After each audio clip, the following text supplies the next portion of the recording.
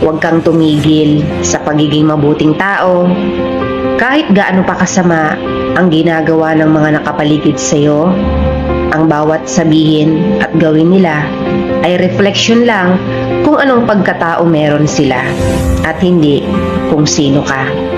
Ikaw, kaya mong makatulog ng mapayapa kasi alam mo sa sarili mo na wala kang sinaktan at wala kang inaapakan na ibang tao.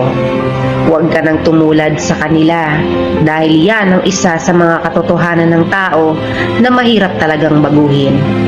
Always be kind to everyone.